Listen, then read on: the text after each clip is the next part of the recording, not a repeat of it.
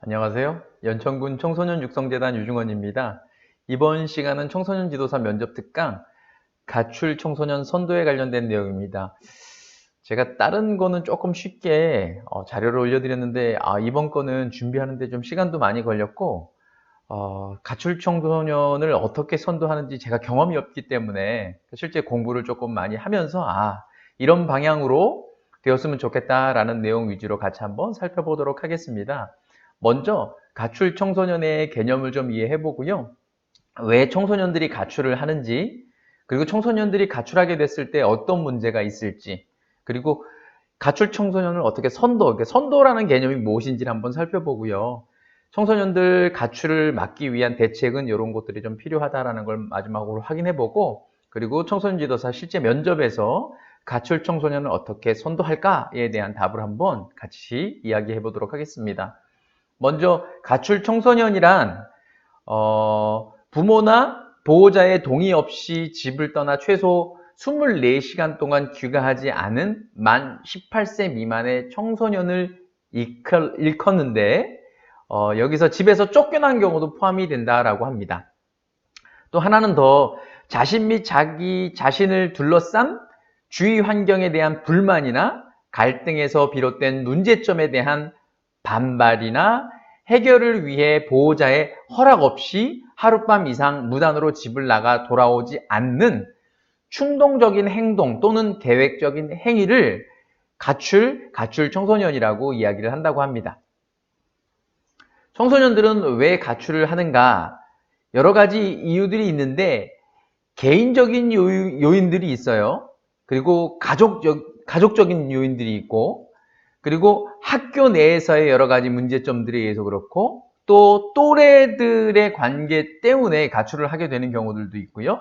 그 다음에 사회 구조적인 것들이 있는데요. 사회 구조적인 요인을 한번 살펴볼게요. 지역사회 내의 유흥 문화와 향락 문화는 가출 청소년의 비행을 조장하는 원인이 되고 있으며 청소년들을 윤락행위로 이끄는 요인으로 작용한다. 또한 청소년의 권리에 대한 사회적 무관심과 청소년을 위한 놀이문화, 문화시설의 부족, 가출 청소년에 대한 대응책의 미비는 청소년 가출의 문제를 더욱 확산시키는 원인이라고 할 수 있습니다. 앞에 가족이나 또래 이런 것들은 여러분들이 많이 경험을 해봤겠지만 요거는 여러분들이 많이 경험해보지 못했을 거라고 판단돼서 같이 한번 읽어봤습니다. 청소년들 가출하는 원인을 여러 가지 한 5가지의 종류로 좀 나눠볼 수 있는데, 동기에 따른 분류는 목적 지향적 가출, 그러니까 경제적인 이유로 가출을 하는 경우가 있고, 도피형 가출, 자신의 의사와 맞지 않는 가족, 사회의 비판으로부터 도피하는 경우, 그리고 단순형이에요. 단순한 호기심과 놀이, 소속감을 느끼기 위해서 이런 동기에 따른 분류가 있고요. 두 번째는 인원 중심에 따른 분류예요. 개인 가출, 집단 가출, 연쇄 가출, 재가출 이런 형태가 인원 중심에 따른 분류고요. 세 번째가 원인에 따른 분류예요. 시위성 가출이에요. 가족들의 관심 획득을 위한 온전하고 제한적인 성격이고요. 현실 탈피형 가출이에요. 도피성, 그러니까 긴장 유발적인 전면적, 그다음에 적극적인 성격을 띠고요.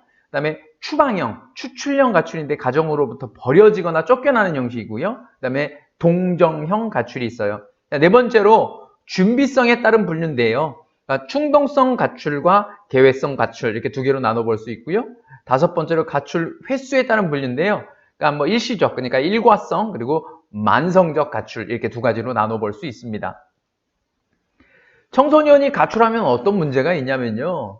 단순하게 가출해서 끝나는 게 아니고 흡연, 음주, 폭력, 성폭행, 절도, 약물 중독 등 각종 비행과 범죄로 자연스럽게 이어지게 된다는 거예요. 어떤 경우에는 이제 가출팸이라고 얘기를 하는데, 팸이라고 불리는 집단 형성에서 위험한 동거를 하기도 하고요. 가출할 때 들고 나온 돈이 다 떨어지면 절도, 강도 등의 범죄 행위를 저지르거나, 여자 청소년들 같은 경우에는 생활비와 잠자리를 마련하기 위해서 성매매 유혹에 빠지기도 한다는 겁니다.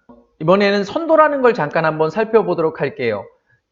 가출 청소년을 어떻게 올바로 선도할 수 있을까? 선도라는 두 가지 의미가 있는데, 앞장서서 이끌거나 안내해 주는 거나, 아니면 올바른 좋은 길로 이끈다라는 걸 선도한다라고 얘기를 해요. 요거는 제 개인적인 생각이에요. 가출 청소년을 선도하는 방법. 먼저 상담을 해요. 가출의 동기와 가정 문제를 파악하고요.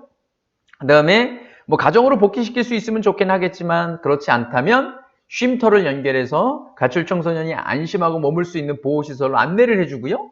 그 다음에 그 가운데 계속 상담하고 교육을 하면서 가출의 반복을 줄일 수 있는 지속적인 교육과 관심을 갖는 게 필요하고, 최종적인 목표는 가정으로 복귀를 하거나 아니면 스스로 사회의 자립력을 키울 수 있도록 도와주는 거죠.